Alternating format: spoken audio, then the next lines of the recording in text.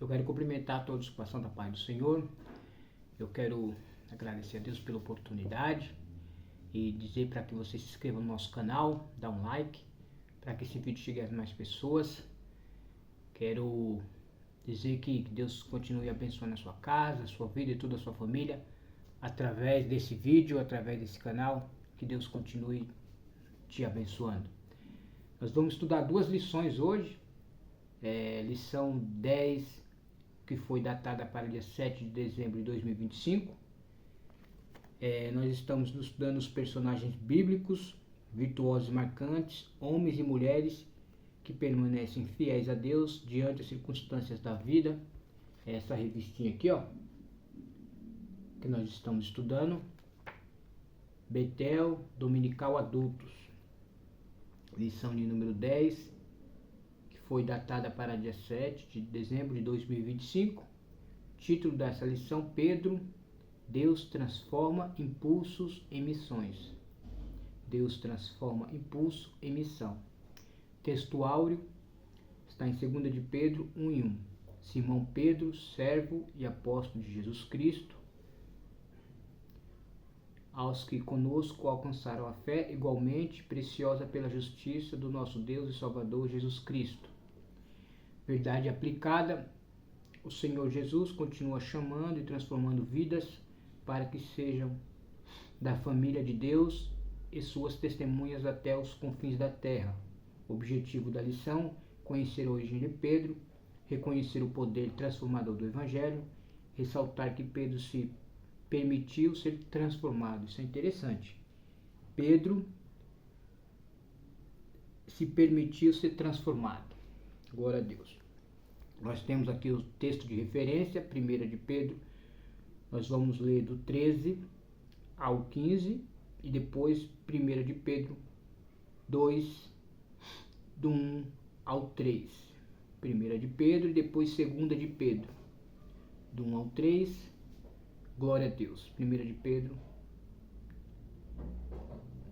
capítulo 1, versículo 13.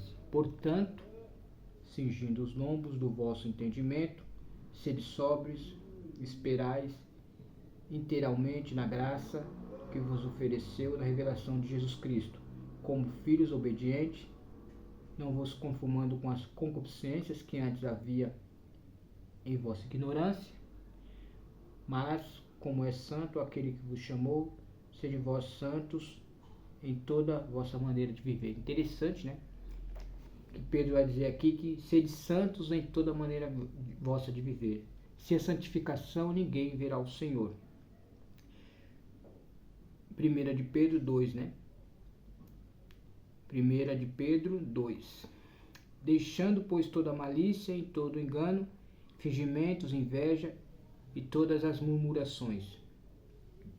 Desejai afetuosamente, como meninos novamente nascidos, o leite racional, não falsificado, para que por ele vades crescendo, se o que já provastes, que é o Senhor é benigno. Então nós lemos aqui os textos de referência, né? E agora nós vamos para o esboço da nossa lição. Ponto 1, origem de Pedro. Ponto 2, de Simão a Pedro. Ponto 3, de pescador a apóstolo. Na introdução, nesta lição veremos como Pedro foi transformado por Jesus Cristo ao longo do seu discipulado. Como narrado nos Evangelhos, Jesus chamou a Pedro para que o seguisse, apesar de sua impulsividade e dos momentos de fraqueza. Pedro experimentou uma mudança radical em sua vida por meio do relacionamento com Cristo, inclusive fazendo parte do ciclo mais íntimo dos discípulos do Senhor.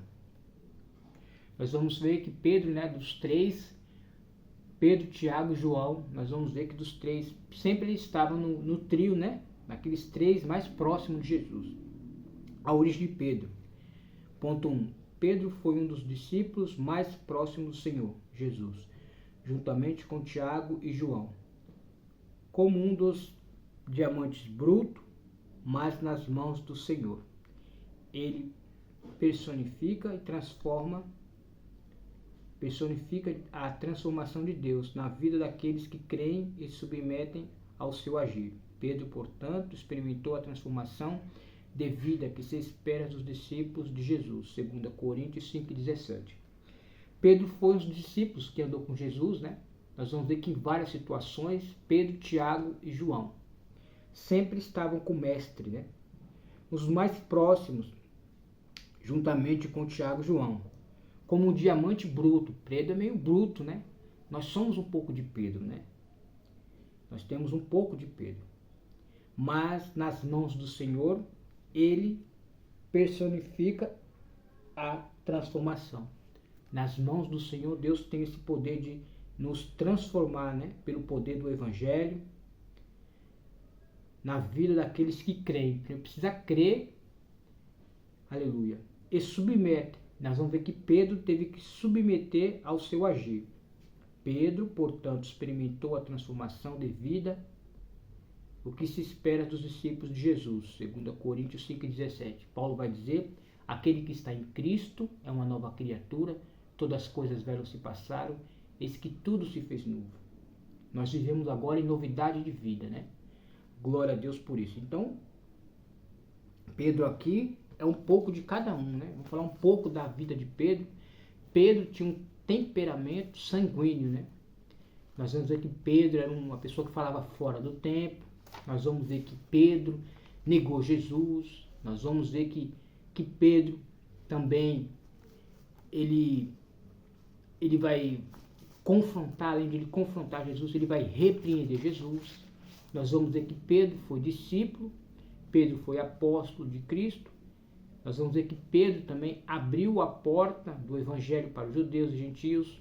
Nós vamos ver que Pedro nasceu em Betsaida, irmão de André. Pedro foi levado a Cristo pelo seu irmão chamado André. Olha que interessante. Pedro foi levado a Cristo pelo seu irmão. Você está levando o seu irmão a Cristo? Nós vamos ver que André levou a Pedro. Interessante isso, né? Nós vamos ver o ponto 1, local de nascimento, nome e família. Pedro, também conhecido como Simão, Pedro ou Cefas, era galileu, nascido em Betsaida, uma vila de pescadores, às margens do mar da Galileia. João 1,44. Era filho de Jonas, irmão de André. Trabalhava como pescador, juntamente com o pai e o irmão. Foi levado a Jesus por André, e mais tarde Jesus o chamou Cefas, do aramaico Kepa, que significa pedra. João 1, 40 e 42. Quando Pedro tem um encontro com Jesus, até o seu nome foi transformado, né? Jesus vai chamar ele de Cefas, né? Jesus chama Pedro, até o nome de Pedro foi mudado. Pedro era um homem sem letras, né? Atos 4:13, não possuía diplomas na parede, nem cursos de aperfeiçoamento. Mas quando foi chamado por Jesus, ele exercia a profissão de pescador. Mas o seu currículo se tornou vasto no reino. Ele escreveu 2 epístolas que levam o seu nome, a primeira de Pedro e a segunda de Pedro, com mensagens fantásticas. A primeira carta ele escreve o sofrimento do amor a Cristo, levando um homem a refletir sobre a santificação, que eu falei, sem a santificação ninguém verá o Senhor. A santificação é uma doutrina, né, na vida cristã. E segunda carta fala da verdade de Deus e do falso ensino dos homens, mostrando que devemos crescer no conhecimento e na graça de Deus, né? Então nós vamos entender que Pedro, nós vamos ver em Lucas 5, tão interessante, né? Que Jesus ele transforma o barco em púlpito. Aleluia. Ele pede para Pedro, lembra? Vai para o profundo. Nós vamos ler aqui Lucas 5, é um texto muito interessante, Evangelho de Jesus Cristo, o qual escreveu Lucas, capítulo de número 5, a pesca maravilhosa, né? Lucas 5, olha que interessante aqui, igreja. Lucas, capítulo de número 5. E aconteceu que, apertando a multidão para ouvir a palavra de Deus, estava ele junto ao lago de Genezaré. E viu estar 2 barcos. Jesus está te vendo. Aleluia. Jesus está te vendo. A praia do lago. E os pescadores, havendo descido, estavam lavando as redes. Lavar as redes aqui significa que eles estavam, né? Tem duas interpretações aqui. Que eles falam, hoje o mar não está para peixe. Hoje não tem peixe, né? Eles, fato de lavar a rede, que eles estavam parando, desistindo, né? E Deus não desiste de você. E entrando num dos barcos, que era de Simão Pedro, pediu-lhe para que afastasse um pouco da terra. Assentando-se, ensinava o barco à multidão. E quando acabou de falar, disse a Simão: Faze-te ao mar alto, e lançai as vossas redes para pescar. E respondendo, Simão disse: Mestre, havendo trabalhado a noite toda, nada apanhamos, aleluia, mas sobre a tua palavra, aleluia, lançarei a rede. Olha como que Pedro era uma pessoa obediente ao Senhor. Lançando sobre a tua palavra, lançarei a rede. E fazendo-se assim, colheram uma grande quantidade de peixe e rompia-se a rede. Nós vamos ver que Jesus fala: Pedro, vai para o profundo. Quer cura? Vai para o profundo. Quer milagre? Vai para o profundo. Quer ouvir a voz de Deus? Vai para o profundo. Então nós vamos ver aqui que no Lucas 5, né, Pedro já tem ali um verdadeiro milagre, né, acontecendo, que Jesus mandou ele para o profundo. Você quer cura? Vai para o profundo. Você quer bênção? Vai para o profundo. Vai para o profundo.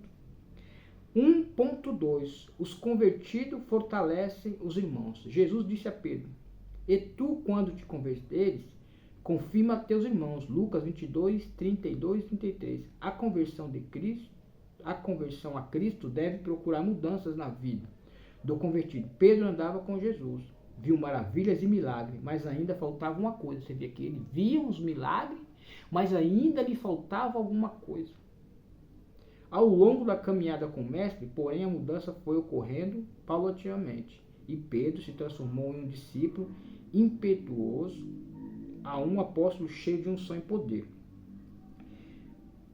1.3. Pedro negou a Jesus, mas se arrependeu. Pedro disse que ainda que fosse necessário morrer com Jesus, não negaria. Marcos 14, 27 e 31.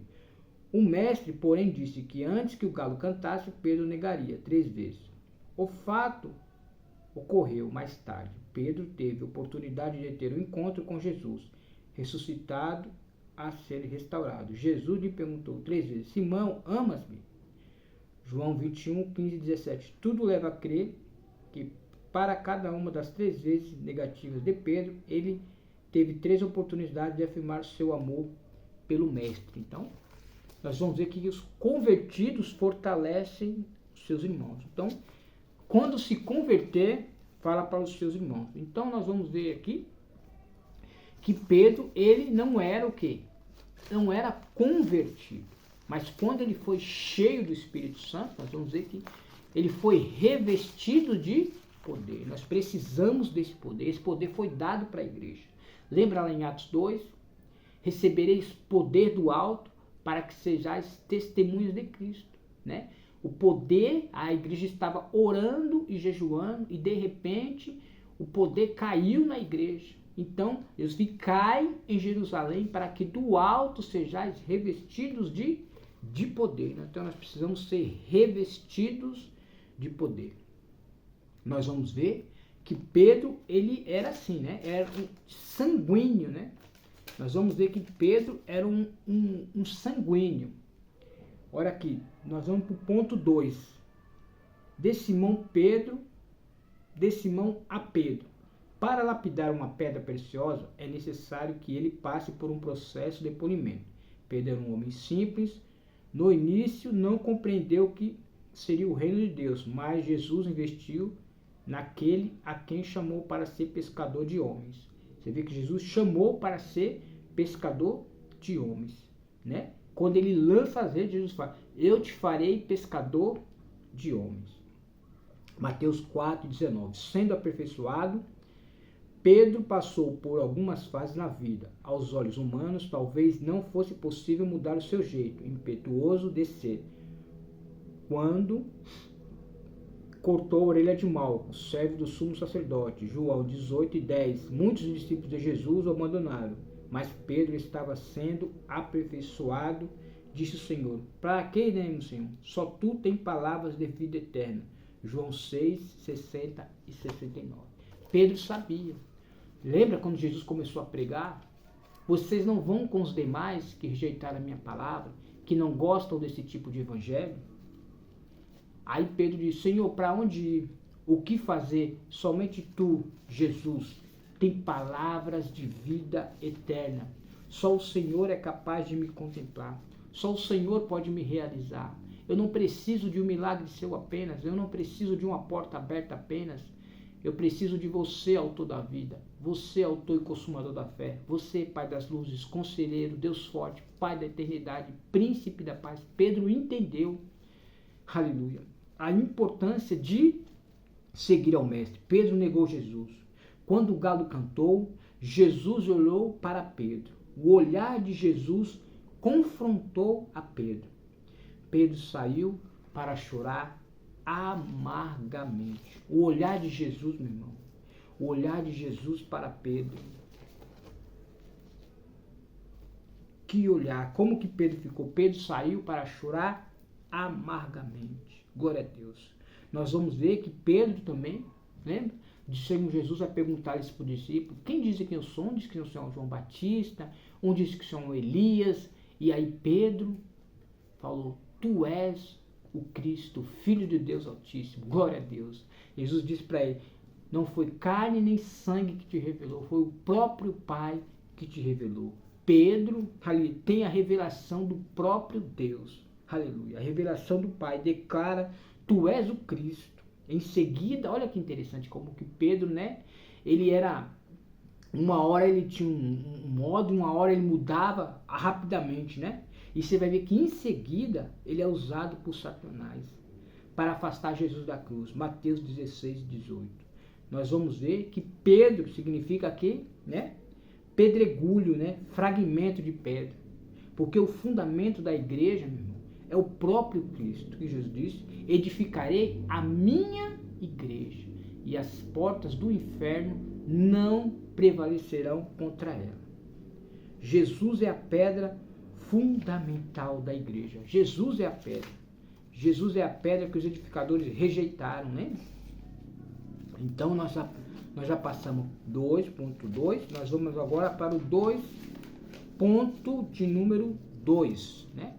Vai falar aqui a revelação da vinda do Pai. Quando Jesus perguntou aos seus discípulos, em Mateus 16, 13, quem as pessoas diziam ser o Filho do Homem? Muitos responderam que diziam ser João Batista, Elias, Jeremias, um dos profetas. Daí Jesus perguntou a opinião dos discípulos sobre quem ele era. E Simão Pedro logo declara, tu és o Cristo, o Filho de Deus vivo.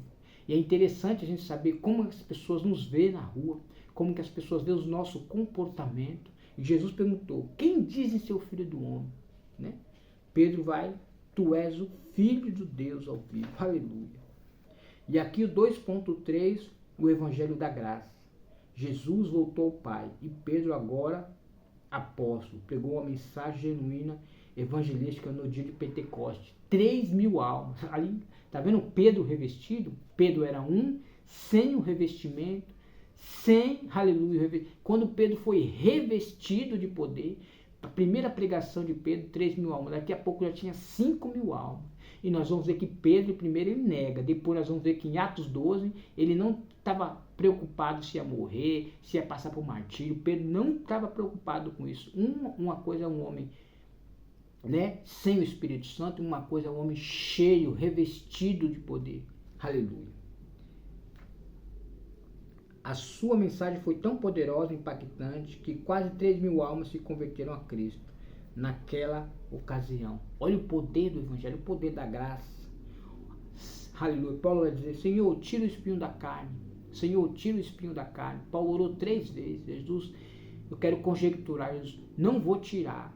A minha graça te basta. Porque o meu poder se aperfeiçoa na fraqueza. É quando nós estamos fracos que Deus, aleluia, nos fortalece. É quando nós estamos fracos. Paulo vai dizer, não sou eu mais que vivo, mas Cristo vive em mim. Paulo plantou, Apolo regou, mas quem dá o crescimento é o próprio Deus. Paulo vai dizer que nem o olho viu, nem subiu no coração o que Deus preparou para aqueles que amam a Deus. Paulo falava, eu sei em quem eu tenho crido. Paulo sabia, aleluia. Vamos lá, ponto 3. De pescador a apóstolo. Pedro abandonou tudo. Pedro abandonou tudo. mas Jesus não abandonou Pedro. Pedro desistiu de Jesus, mas Jesus não desistiu de Pedro. Jesus não desiste de você, meu irmão. Jesus não desiste de você, meu irmão, para atender o convite e se tornar pescador de homens. Mateus 4,19. Apesar de sua natureza, você vê que Pedro era impossível. E seus momentos de fraqueza, Lucas 25, 54, 62, ele foi moldado pelos ensinos e pelo exemplo de Cristo. Assim, após a sua ressurreição, Jesus restaurou a Pedro e confiou a ele a missão de apacentar as ovelhas do Senhor. João 21, 15 e 17. Vamos lá, 3.1. Pedro anda sobre as águas do mar. Interessante que só Pedro conseguiu andar. Se tu és, Senhor, manda-me ter ele contigo. Aleluia. Só Pedro andou sobre as águas. Esse Pedro, ele é fenomenal. Certa vez os discípulos estavam num barco, quando o vento era o contrário. Interessante, né, irmão? Às vezes você está fazendo a vontade de Deus, eu estou fazendo a vontade do Senhor, e nós enfrentamos o quê? Ventos contrários. Eles estavam em obediência. Nós vamos ver que Jesus os obriga a entrar no barco. Eles estão em obediência. Eles estão fazendo a vontade de Deus. Muitas vezes está fazendo a vontade de Deus. Você está orando, você está buscando, você está clamando, e você está enfrentando o quê? Ventos contrários. Aleluia. Começou a açoitar a embarcação. Jesus, no entanto, estava indo ao encontro deles, andando sobre as águas. O que eu aprendo aqui? O problema não era a água, o problema não era a tempestade. O que Jesus está fazendo? Jesus está andando sobre as águas. O que eu aprendo aqui? E o problema era a água. Então Jesus está ensinando que ele anda por cima do seu problema, por cima da sua dificuldade. Ele caminha por cima da sua luta, por cima da sua dificuldade. Ele caminha. Ele tem todo o controle. Ele não perdeu o controle não da sua vida. Ele tem todo o controle. Você pode até perder o controle, mas ele tem o comando da embarcação. Aleluia. Porque ele é o Senhor do Senhor, o Rei dos Reis. Então, quando Jesus está no barco, o barco não afunda. Porque Jesus tem o controle, ele tem o comando de tudo. Aleluia. Jesus, no entanto, estava ao encontro deles, andando sobre as águas. Era de noite. Ao ver aquilo, eles ficaram apavorados, pensando que era um fantasma. E logo que Jesus identificou, Pedro quis ir ao seu encontro, por sobre as águas. Mateus 14, 22 e 23. Nós vamos ver que Pedro até andou. Mas o que Pedro começou? Ele começou a olhar para o vento, ele começou a olhar para a tempestade. É o que eu quero, é uma lição aqui para nós. Só olhe para Jesus. Ele é o autor e consumador da nossa fé. Pedro começou a olhar para o lado, não olhe para o lado. Paulo vai, prossigo para o alvo, e o meu alvo é Jesus Cristo. Nós temos um alvo. Então nós temos que olhar para Jesus. Se você olhar para o homem, você cai. Se você olhar para a mulher, você cai. Se você olhar para o irmão do lado, muitas das vezes você cai. Mas quando você olha para Jesus, aleluia, você vai até o fim em nome de Jesus. Paulo vai dizer, combati um bom combate, completei a carreira e guardei a fé. Já a coroa da justiça está me aguardando, não somente a mim, mas todos quanto amam a sua vinda. Então nós temos que olhar para Jesus. Não olhe para o vento, não olhe para a tempestade, não olhe para o irmão do lado, para a irmã do lado. Olhe para Jesus, o autor e consumador da nossa fé. Nós vamos aqui para o 3.2. Pedro sai da prisão milagrosamente. O rei Herodes Agripa I era perseguidor dos seguidores de Cristo. Eu sempre falo aqui, o que destrói a igreja não é a perseguição, não. A igreja nunca foi destruída por causa da perseguição. Nós vamos ver que quanto mais a igreja era perseguida, mais ela crescia. Então, o que destrói o povo de Deus é a falta de conhecimento. Ou seja, vai dizer, o meu povo é destruído porque lhe falta o conhecimento. Errais por não conhecer as Escrituras, nem o poder de Deus. Glória a Deus. Então, o que destrói o povo não é a perseguição. E mandou que Pedro fosse preso. A igreja logo passou a orar de maneira incessante. Olha que interessante. Quando há um problema, a igreja tem que orar. A igreja tem que orar porque Deus é um Deus que abre cadeias, quebra o laço, corta a lança. Aleluia. Deus tem esse poder. Porque a oração é contato com Deus. A oração é se humilhar na presença de Deus. E quando nós humilhamos, Deus aleluia, Deus resiste o soberbo, mas dá graça aos humildes. A oração é falar com Deus. A oração é se colocar na brecha, aleluia. A igreja logo passou a orar de maneira incessante pela vida do apóstolo. Com isso, na noite anterior, ao ser entregue ao povo preso de 2 correntes, um anjo lhe tocou e disse: levanta-te depressa. Naquele momento as correntes caíram. Aleluia. As correntes vão cair em nome de Jesus, meu irmão. Aleluia. As correntes cairão quando a igreja começar a orar. Quando a igreja começar a buscar. Lá em 2 Crônicas, se não me falha a memória, 7, se o meu povo, que se chama pelo meu nome, se orar, se humilhar e buscar a minha face e se converter dos seus maus caminhos, então eu ouvirei dos céus, perdoarei os seus pecados e sararei a tua terra. Glória a Deus. Naquele momento as correntes caíram. Ele colocou as sandálias e a capa e o anjo conduziu para fora da prisão. Quando você anda com o anjo do Senhor, as portas se abrem. As portas vão se abrir em nome de Jesus. Mas Pedro, ele precisou passar por aquilo. Muitas das vezes eu e você precisamos passar por essa situação. Muitas vezes não vai te livrar da situação, mas vai te livrar na situação.